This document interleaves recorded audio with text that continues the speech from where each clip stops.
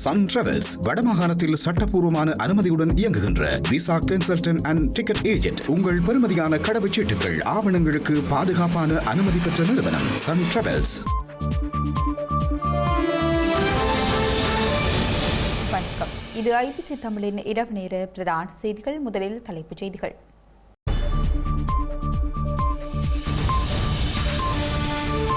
விடுதலை புலிகளின் அரசியல் துறை பொறுப்பாளர் சோபா தமிழ்ச்செல்வன் உட்பட 7 போராளிகளதும் 18வது ஆண்டு நினைவேந்தல் இன்று கிளிநொச்சியில் அஞ்சலி நிகழ்வு. நாடாளுமன்ற உறுப்பினர்களுக்கு துப்பாக்கி அவசியமற்றது என்கிறார் ஸ்ரீதரன். ஆபத்தானது எனவும் தெரிவிப்பு.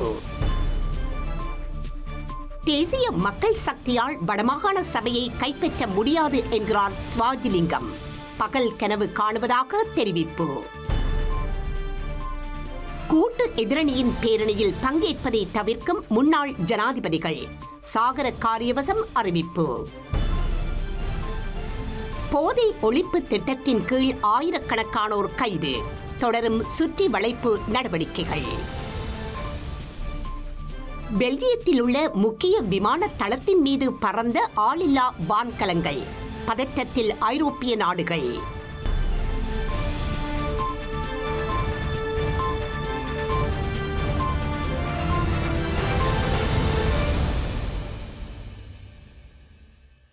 இனி விரிவான செய்திகள். தமிழீழ விடுதலை புலிகளின் அரசியல் துறை பொறுப்பாளர் சோபா தமிழ்ச்செல்வன் உட்பட 7 போராளிகளினதும் 18வது ஆண்டு நினைவேந்தல் இன்று நினைவு கூறப்படுகின்றது.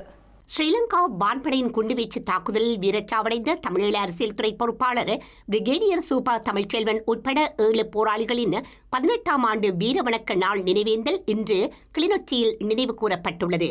ஸ்ரீலங்கா அரச பயங்கரவாதத்தால் கடந்த 2007ஆம் ஆண்டு கார்த்திகை மாதம் 2ஆம் தேதி காலை 6 மணியளவில் மேற்கொண்ட வான் தாக்குதலில் பிரிகேடியர் சோபா தமிழ்ச்செல்வன் உட்பட 7 போராளிகள் வீரச்சாவை தழுவிக்கொண்டனர்.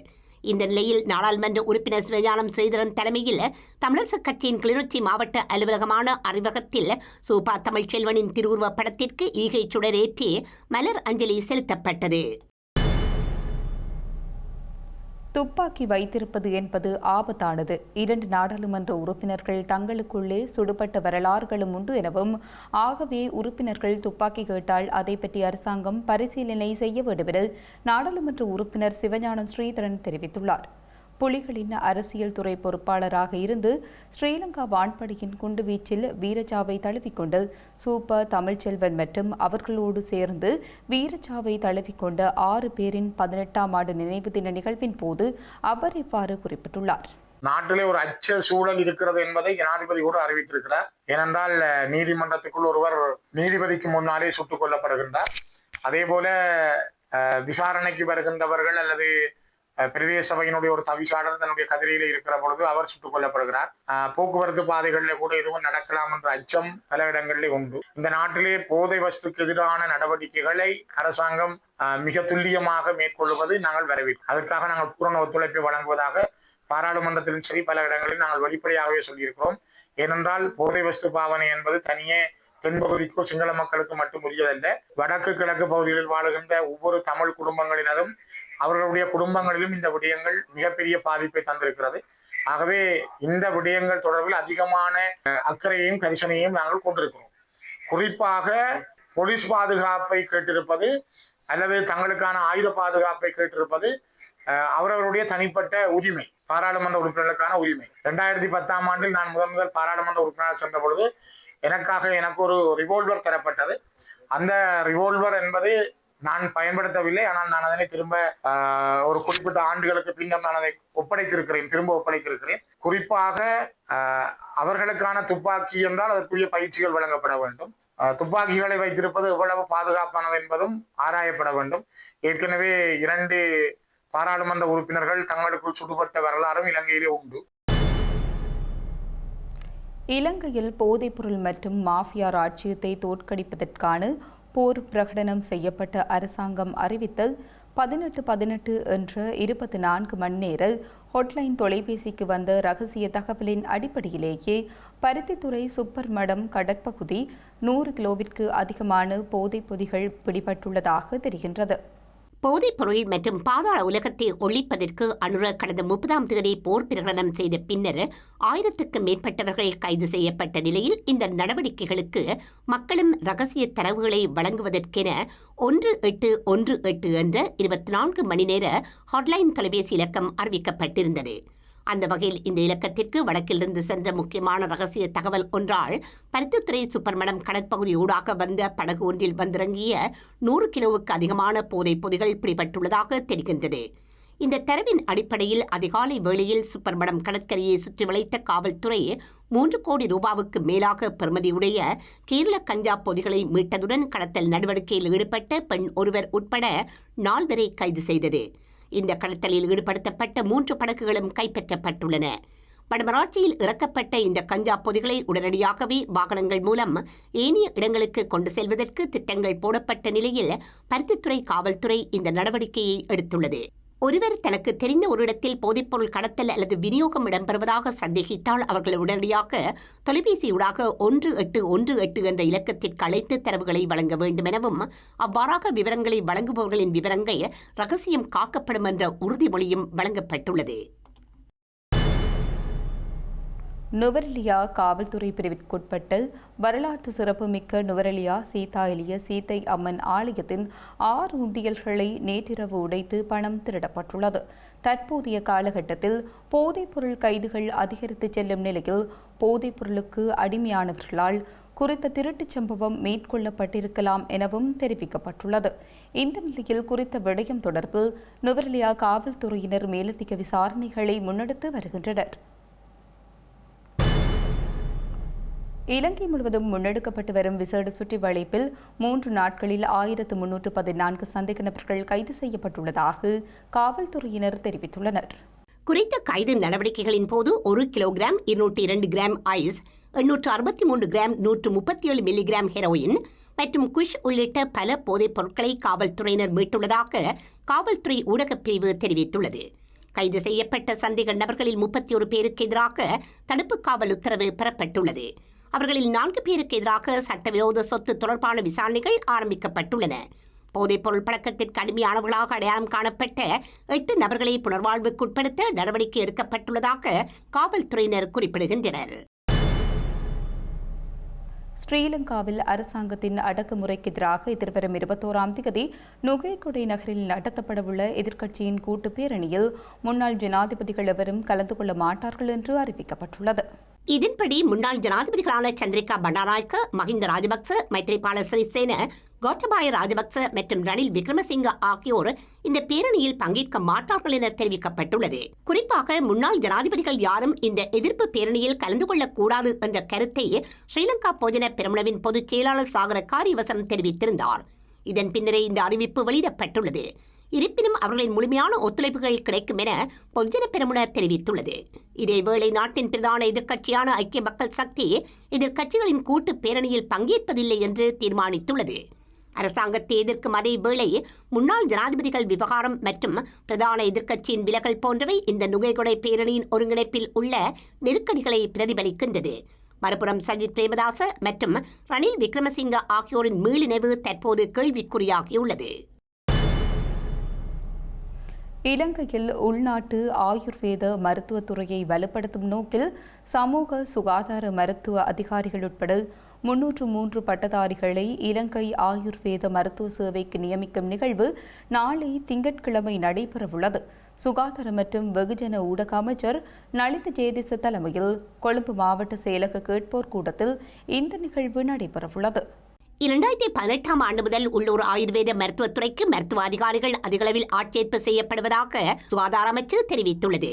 நாட்டில் ஆயுர்வேத சேவைகளின் எதிர்கால செயற்திறனை மேம்படுத்துதல், நோயாளர் பராமரிப்பின் தரத்தை மேம்படுத்துதல் மற்றும் இலங்கை ஆயுர்வேத மருத்துவ சேவையில் முதன்மை தர மருத்துவ அதிகாரி பதவிகளுக்கான தற்போதைய வெற்றிடங்களை நிவர்த்தி செய்தல் என்பவற்றை நோக்காக கொண்டு அமைச்சர் நளிந்த ஜெயதிசவின் அறிவுறுத்தல்கள் மற்றும் வழிகாட்டுதலின் கீழ் இந்த ஆட்சேர்ப்பு நடவடிக்கைகள் முன்னெடுக்கப்பட்டுள்ளதாக தெரிவிக்கப்படுகின்றது. நாடு முழுவதும் உள்ள மத்திய மற்றும் மாகாண சபை ஆயுர்வேத வைத்தியசாலைகளில் ஆயுர்வேத நிபுணர்கள் மற்றும் அனுபவம் வாய்ந்த ஆயுர்வேத மருத்துவர்களின் மேற்பார்வையின் கீழ் 1 வருட விரிவான பயிற்சியை பெற்றவர்களுக்கே இந்த நியமனம் வழங்கப்படவுள்ளது. மேலும் இலங்கையில் தொற்றும் மற்றும் தொற்றா நோய்கள் பரவுவதை கட்டுப்படுத்தும் முயற்சிகளை வலுப்படுத்தவும் சுகாதார பாதுகாப்பை விரிவுபடுத்துவதற்காக சிறுநீரக நோய்கள் அதிகமாக உள்ள பகுதிகளுக்கு இந்த ஆயுர்வேத மருத்துவர்களை அனுப்பவும் நடவடிக்கை எடுக்கப்பட்டுள்ளதாக தெரிவிக்கப்படுகின்றது. வவுனியா பல்கலைக்கழகத்தில் தகவல் தொழில்நுட்ப பீடத்தின் முதலாம் ஆண்டில் கல்வி பயிலும் மாணவர் ஒருவர் கடந்த 31ஆம் தேதி இரவு ஏற்பட்ட திடீர் சுகையினம் காரணமாக உயிரிழந்தார். எனினும் இந்த மரணத்திற்கு பகடிவதை காரணமாக இருக்கலாம் என மாணவரின் உறவினர்கள் குற்றம் சாட்டியுள்ளனர். இவ்வாறு உயிரிழந்தவர் அனுராதபுரம் ஜெயஸ்ரீபுரா பகுதியைச் சேர்ந்த 23 வயதுடைய மாணவர் என தெரிவிக்கப்படுகின்றது. திடீர் சுயினம் காரணமாக அவர் வைத்தியசாலையில் அனுமதிக்கப்பட்ட போது உயிரிழந்ததாக பூவரசங்குளம் காவல்துறையினர் தெரிவித்தனர். மாணவர் உயிரிழந்த போது அவரது உடலில் கணிசமான அளவு மதுபான செறிவு இருந்திருக்கலாம் என சந்தேகிப்பதாகவும் காவல்துறையினர் குறிப்பிடுகின்றனர். எவ்வாறாயினும் இந்த திடீர் மரணத்திற்கு பகடிவதையே காரணம் என மாணவரின் உறவினர்கள் குற்றம் சாட்டுகின்றனர். உயிரிழந்த மாணவரின் சகோதரி கடந்த 31ஆம் தேதி இரவு பல்கலைக்கழக மாணவர்களின் விருந்தொன்றில் சிரேஷ்ட மாணவர்கள் தனது சகோதரருக்கு பலவந்தமாக மதுபானம் வழங்கியதாக குறிப்பிட்டுள்ளார். தனது சகோதரருக்கு வேறு எந்த நோயும் இருந்திருக்கவில்லை என்றும் பல்கலைக்கழகத்தில் இடம்பெறும் பகடிவதை குறித்து பல தடவைகள் குடும்ப உறுப்பினர்களுக்கு தகவல் தெரிவித்ததாகவும் அவர் மேலும் தெரிவித்துள்ளார். பாடசாலை நேரத்தை பிற்பகல் 2 மணி வரை நீட்டிப்பதில் எவ்வித பிரச்சனையும் தோன்றவில்லை என ஸ்ரீலங்கா பிரதமர் ஹரணி அமரசூரிய தெரிவித்துள்ளார். மட்டக்களப்பில் இடம்பெற்ற நிகழ்வொன்றில் கலந்து கொண்ட போதே அவர் இதனை குறிப்பிட்டுள்ளார். பிற்பகல் 2 மணி வரை பாடசாலையின் நடவடிக்கைகளை முன்னெடுக்குமாறு தெரிவிக்கப்பட்ட நிலையில் அதற்காக சாதகமான பதில்களை அதிகமாக கிடைத்துள்ளதாக பிரதமர் தெரிவித்துள்ளார். இதேவேளை 2026ஆம் ஆண்டு அரசாங்கத்தால் அறிமுகப்படுத்தப்படவுள்ள புதிய கல்வி சீர்திருத்தம் தொடர்பிலும் இதன்போது விரிவாக கலந்துரையாடப்பட்டுள்ளது. 9 மாகாண சபைகளையும் தங்களால் கைப்பற்ற முடியும் என தேசிய மக்கள் சக்தி கட்சி கூறிக்கொண்டிருந்தாலும் வடக்கு மாகாண சபையை ஒருபோதும் அவர்களால் கைப்பற்ற முடியாது என ஸ்ரீலங்காவின் முன்னாள் நாடாளுமன்ற உறுப்பினர் MK சிவாஜிலிங்கம் தெரிவித்துள்ளார். தென்னிலங்கையில் நடைபெற்ற பல கூட்டுறவு சங்க தேர்தல்களில் கூட தேசிய மக்கள் சக்தி கட்சி தோல்வியடைந்துள்ளது என அவர் மேலும் சுட்டிக்காட்டினார். அத்துடன் யுத்தம் நிறைவடைந்து இதுவரை தமிழர்களுக்கு அரசியல் தீர்வு கிடைக்கவில்லை எனவும் தமிழ் மக்களின் விருப்பை தீர்மானிக்க சர்வஜன வாக்கெடுப்பு நடத்தப்பட வேண்டும் எனவும் தமிழர்கள் தமது விருப்பை தாமே தீர்மானிக்க வேண்டும் எனவும் தெரிவித்தார். குறித்த விடயங்களை முன்னிறுத்தி ஆஸ்திரேலியாவில் பொங்குத்தமிழ் நிகழ்வு ஏற்பாடாகியுள்ளதாகவும் இதற்கு உலகத் தமிழர்கள் ஒன்றிணைந்து கலந்து கொள்ள வேண்டும் எனவும் கோரிக்கை விடுத்துள்ளார்.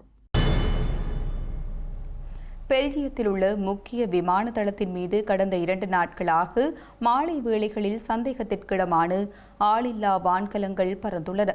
தற்போது இந்த சம்பவங்கள் தொடர்பாக விசாரணைகள் இடம்பெற்று வருவதாக பாதுகாப்பு அமைச்சர் இன்று அறிவித்துள்ளார்.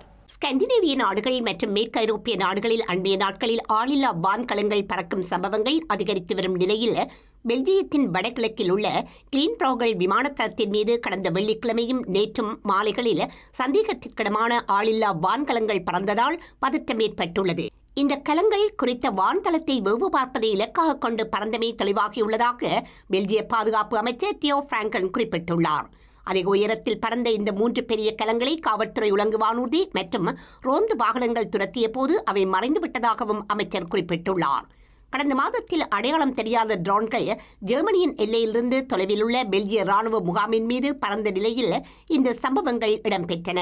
கடந்த செப்டம்பரில் போலந்து வான்வெளியில் சுமார் 20 ரஷ்ய ட்ரோன்கள் பிரவேசித்த நிலையில் இந்த சம்பவங்களுக்கும் ரஷ்யா பின்னணியாக இருக்கலாம் என சந்தேகிக்கப்படுகின்றது.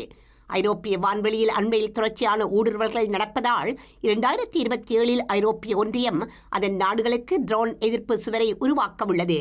2022 பிப்ரவரியில் ரஷ்ய ராணுவத்தின் உக்ரைனிய படையெடுப்பு நடந்த காலத்தில் இருந்து ஐரோப்பிய வான்வெளியும் பதற்றத்தில் இருப்பது சுட்டிக்காட்டத்தக்கது. பிரித்தானியாவின் கேம்பிரிட்ஜ்ஷயரில் நேற்று மாலை தொடருந்துக்குள் நடத்தப்பட்டு அதிர்ச்சிகரமான கத்திக்குத்து தாக்குதலை அடுத்து கைது செய்யப்பட்டவர்கள் 2 பிரித்தானிய குடியுரிமை கொண்டவர்கள் என அறிவிக்கப்பட்டுள்ளது. இதில் ஒருவரான 32 வயதான ஆண் ஆப்பிரிக்க பூர்வீகத்தை கொண்டவர் எனவும் மற்றவராக 35 வயதான ஆண் கரீபியன் வம்சாவளியைச் சேர்ந்தவர் எனவும் அறிவிக்கப்பட்டுள்ளது. இந்த தாக்குதல் தொடர்பான அழைப்புகள் கிட்டிய 8 நிமிடங்களுக்குள் காவல்துறையினர் இந்த 2 பேரையும் கைது செய்து பயங்கரவாத முறியடிப்பு காவல்துறையினரிடம் ஒப்படைத்ததாகவும் அந்த பிரிவு தற்போது அவர்கள் மீது அதிகாரிகள் தீவிர விசாரணை மேற்கொண்டு வருவதாகவும் அறிவிக்கப்பட்டுள்ளது. இந்த தாக்குதலில் காயமடைந்த 10 பேரில் 9 பேர் தொடர்ந்தும் உயிராபத்து நிலையில் உள்ளதாகவும் தெரிவிக்கப்பட்டுள்ளது. பிரித்தானியாவில் கடந்த 15 ஆண்டுகளில் இங்கிலாந்து மற்றும் வேல்ஸ் ஆகிய பிராந்தியங்களில் கத்திக்குத்து தாக்குதல் சம்பவங்கள் அதிகரித்துள்ள நிலையில் நேற்று இந்த அதிர்ச்சிகர சம்பவம் ஓடும் தொடருந்து ஒன்றில் இடம்பெற்றுள்ளது. டொன்காஸ்டர் பகுதியிலிருந்து லண்டன் கிங்ஸ் கிராஸ் தொடருந்து நிலையத்திற்கு பயணித்த தொடருந்தில் வைத்து இந்த தாக்குதல் மாலை 6:25க்கு இடம்பெற்றாலும் இரவு 7:42க்கு தான் காவல்துறையினருக்கு இது குறித்த தகவல் தெரிவிக்கப்பட்டது. இதன் பின்னர் குறித்த தொடருந்து கடக்கவிருந்த ஹண்டிங்டன் நிலையத்திற்கு ஆயுதமேந்திய காவல்துறையினர் அனுப்பப்பட்டனர். இந்த நிலையத்தில் குறித்த தொடருந்து நிறுத்தப்பட்டதும் காவல்துறை தமது அதிரடி நடவடிக்கையை மேற்கொண்டது. தொடர்ந்துக்குள் பெரிய கத்தியொன்றால் தாக்குதலை நடத்தி குறித்த கத்தியொன்றுடன் நின்ற ஒருவரை லேசர் எனப்படும் மின்சார துப்பாக்கி மூலம் நிலைகுலைய வைத்த காவல்துறையினர் அவரை கைது செய்தனர். அதன் பின்னர் இன்னொருவரும் கைதானதாக தெரிகின்றது. இந்த சம்பவம் தொடர்பான விசாரணைகளில் தற்போது பயங்கரவாத முறியடிப்பு காவல்துறையினர் ஈடுபட்டு வருகின்றனர். செய்திகளின் நிறைவாக மீண்டும் தலைப்புச் செய்திகள்.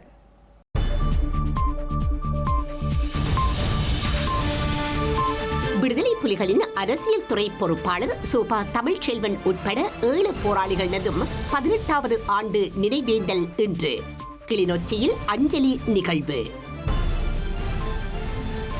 நாடாளுமன்ற உறுப்பினர்களுக்கு துப்பாக்கி அவசியமற்றது என்கிறார் ஸ்ரீதரன். ஆபத்தானது எனவும் தெரிவிப்பு. தேசிய மக்கள் சக்தியால் வடமாகாண சபையை கைப்பற்ற முடியாது என்கிறார் ஸ்வாஜிலிங்கம். பகல் கனவு காணுவதாக தெரிவிப்பு. கூட்டு எதிரணியின் பேரணியில் பங்கேற்பதை தவிர்க்கும் முன்னாள் ஜனாதிபதிகள் சாகர காரியவசம் அறிவிப்பு. போதை ஒழிப்பு திட்டத்தின் கீழ் ஆயிரக்கணக்கானோர் கைது. தொடரும் சுற்றி வளைப்பு நடவடிக்கைகள். பெல்ஜியத்தில் உள்ள முக்கிய விமான தளத்தின் மீது பறந்த ஆளில்லா வான்கலங்கள். பதற்றத்தில் ஐரோப்பிய நாடுகள்.